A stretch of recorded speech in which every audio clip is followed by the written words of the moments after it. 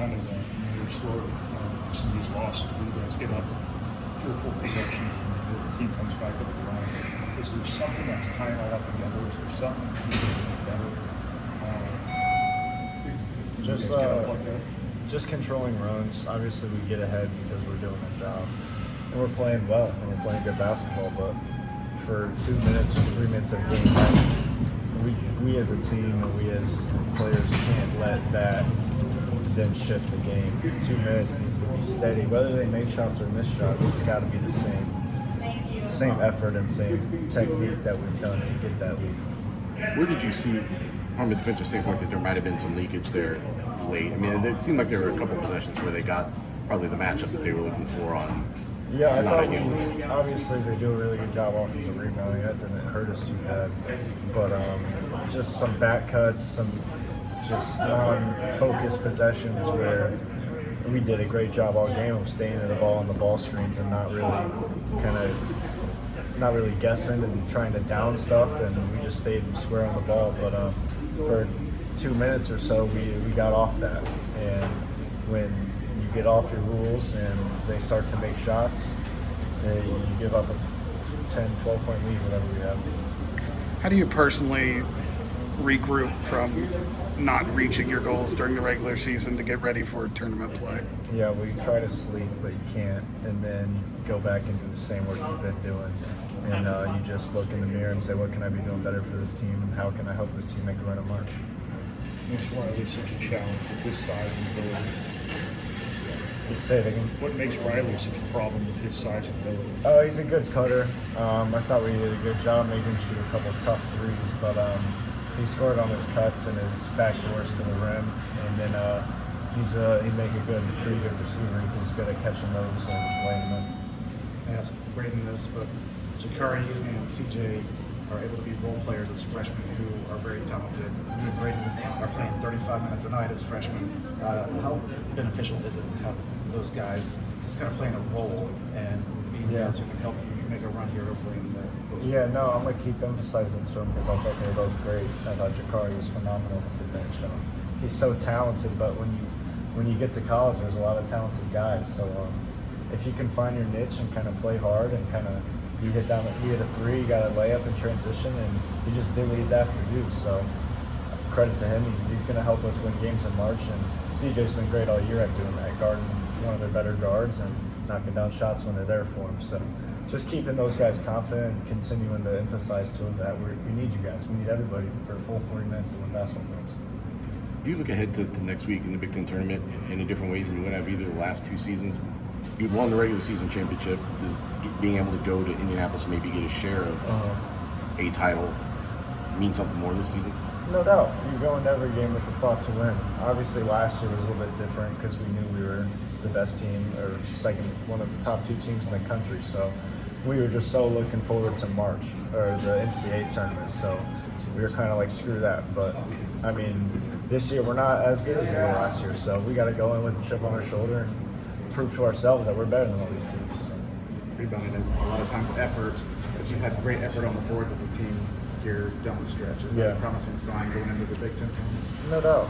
It definitely is. I think it was a focus for everybody, but it can't just be because Illinois is a good rebounding team. It's got to be because we want to play so hard that we're not going to let them get any offensive rebounds. And that's just one facet of our game, not we got to do it tonight against Illinois. It's got to be every night. And I think that's one thing where I've slipped as a leader, not emphasizing that to everybody as much as how important that is every night. The team is rebounding better. Do you see some silver lining in the way you guys closed the regular season despite losing the final? Yeah, no, I thought it went well. I thought we really did a good job on the glass and boxing out. They're a very good offensive rebounding team, so we made an emphasis on that. And I thought we fought really hard and honestly did our job. Just shots didn't fall, obviously, and just some little things here and there defensively we got to fix, and just some falls that go our way. Something that happens, and try to get back to sticking to that and keep fighting every game. A bit of a familiar story in the sense that the league gets to 3-4 possessions and the other team makes a run. Is there something that needs to be better in that moment? You guys get a relatively robust lead. Us defensively be better, yeah. I mean, I think we need limit them to not score, extend that lead, and be better off from there. Is there a connection to that, having a big lead? I mean, Shut down? honestly, I just feel like it just comes down to getting those stops. I think we just had a couple breakdowns and they were able to score and get buckets off it, and it just shut us. Obviously, awards aren't your guys' focus, but just how good has Trey been this year, and a little bit of lack of respect from media. Yeah, I mean, he just comes in every single day and works his butt off, and that's all you can ask from a guy like that. And I honestly, I think it's BS how it goes. I think the people that make those decisions, I'm not going to get into it because I don't want to get in trouble for saying something, but I mean, he just does his job every night, and he's a humble dude, and he doesn't go out there and do stupid stuff off the court. Like, he's just to himself. He goes and does whatever, comes in, gets work done, and just does his job every single night. And, I mean, he'll get rewarded at some point, and it will be noticed. I don't know if you were aware that you played the last long stretch of this game, 1 rebound short of a triple-double. Did you get any awareness of that during the game? I mean, yeah, but it doesn't matter. We lost, so. How is tonight kind of a microcosm of the regular season then for you? I mean, great performances, but falling short of what you wanted to get. How do you kind of reconcile that as a competitor? Yeah, I mean, I think when you look at those games, like, I thought this was our best fought one. I thought we did a really good job. Like, all the coaches, they said nothing but positive things after the game, and just the stuff that we did well. And I mean, like I said, there was some stuff that could have went the other way or whatever, but I mean, at the end of the day, when you're on the road, you got to be 10 points better. That's what Kane says all the time. So we got to do a better job with that and just making shots when it comes down to it. So. A bunch of these games at the end, the foul differential's catching up to the end, and they're getting the line, for every foul that gets called in the years. How can you kind of flip that so that's an advantage for you as opposed to something you got to fight against the game? Limit fouls. I think, like I said, some you can't control, and I personally thought some were questionable, but obviously I'm biased, so it doesn't really matter what I think. It's not my job, but at the end of the day, like I said, we got to be 10 points better. It's where the fouling and stuff, I mean, doesn't have to be a problem. And if they shoot those free throws, okay, fine, let's just box out and go down and score again. So I think we try to do a better job defensively. Just the first half, they were kind of face guarding Trey on those pick and rolls, and you were able to kind of slide up right behind the big guy. Just, did you expect them to kind of cover that way? Yeah, I figured they would. They're normally a deep drop team, and they always have been. So we knew that if they tried to do something different, they wouldn't be very great at it. And I think that's no disrespect to them, like stuff. Like even for us, like when we do different defensive things, we're also not going to be good at it because we're trying it out for the first time. But we knew that was probably what they were going to do and stick with Trey, and I was going to have a downhill drive and be able to go make plays, and that's what they did, and we got what we wanted, I thought, for the most part. So. Jakari gave you a big lift at a key moment in the game. CJ played pretty well for two freshmen who don't have to have the responsibility that you and Fletch did as freshmen. How beneficial can that be that they can be role players that help you win? Yeah, I mean, honestly, if me and Fletch weren't here, I'm sure they would probably be making that impact that we did when we were that age. They're just so good, and they come in every single day. They work their butt off. They ask questions. They try to understand. They try to get to know everything, even when they don't. And then they just compete. I mean, you guys see it every single night. They compete whether we win, whether we lose, no matter what it is. They show up the next day, and they're working. They put in the time. I mean, they're just there, and they're just great people as well. And they're always smiling. They're always joking around, always having a good time, and that brings a good vibe around the locker room. And having those guys, it goes a long way, and they'll be great players down the road. Staying on Jakari, there was a moment he hit the three, and then there was a foul right after, and he goes to the bench.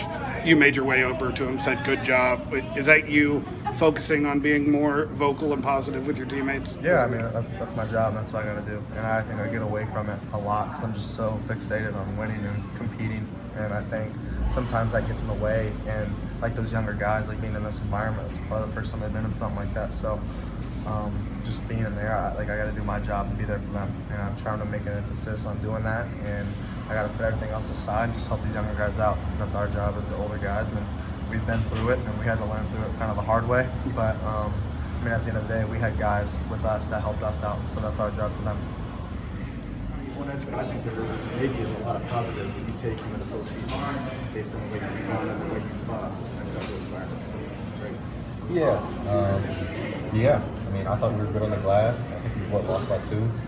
But they're going to be the best rebounding team in our league, and we knew they were coming. And I thought we did a good job. I thought we played really hard. And I think that's what Coach Kane said. Like you said, there's a lot of positives that came from this game.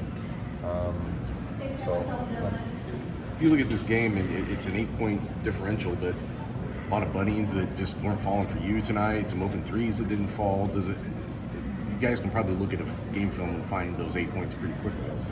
Yeah, I mean, of course, it's hard reacting, right after the game. But I look at a game like this, like a lot of teams have a game like I feel like there were 7 shots that I should have made that just, rimmed in and out, great looks. And several of the guys felt the same way. Sometimes those happen. But it's the games like when we lost to Wisconsin at home. It's the games like, you're up by a lot and then you lose, or the games you feel like you should have won. We should have won today's game, but I feel like, every once in a while you have those type of games where you play really hard and you do a really good job and lose. Fair to say, bigger bodies gave you a little more trouble early on in your career, and you've been a lot better this season just dislodging shot blockers. What have made you more effective at that this season? Well, I mean, I think going against a 7-footer last year in practice against Edie really helped. Of course, we have Will. I mean, Purdue always has 7-footers on the team. There's another guy, I'll shout him out, that I worked out against Rocco Morier's at Indiana Westland.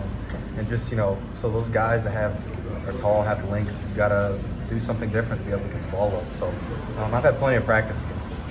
Been pretty familiar, or this is kind of like the way this unfolded. You guys got a 10, 11, 34 to go, slowly but surely it kind of gets chipped away at. Is there a common denominator between some of the 3 or 4 possession leads that have kind of gotten away and some of these losses? Anything that kind of needs to be better when the lead leads? Yeah, that's one of those questions that would be really good. I think you're right. I think that'd be a good question to answer once I saw the film. First thing that jumps out of my mind is just defensive breakdowns. But I don't know. I wish I had a better answer for you. Because I think, you're right. We've had leads in those past, and then it's a 1 to 2 minute spell, and then those leads go away. So when we eliminate those runs, we'll be in a really good position. If you had seen these rebounding numbers before the game, would you assume this was maybe a game you guys won? I mean, that was obviously a big focus. For sure. Why were you guys so effective on the courts tonight? I mean, I think we scouted it. We have a group of, obviously we have a lot of young guys on the team. We've got older guys too that just understand the importance of it. We just made it a point of emphasis, really. And Coach Payne said we got to, continue to do that for the rest of the season. Seems like it's been that way. It was like that the second half against UCLA, the second half against Rutgers. Are you becoming a better rebounding team here late in the season, do you think? I think so. I mean, I think we have put more of a point of emphasis on it, just because we're so good in transition that if we can get those rebounds and be able to push the ball and give to Braden, and then get the wings flying in, and you got threes, you get everything at that point. So I think we've really emphasized it in practice, especially. Not trying to litigate this call or that call, but how maddening is at the end of these games when the foul differential is what it is, and every foul called on you guys is 2 points for them, 1 point for them, and you guys are sitting 5. Yeah,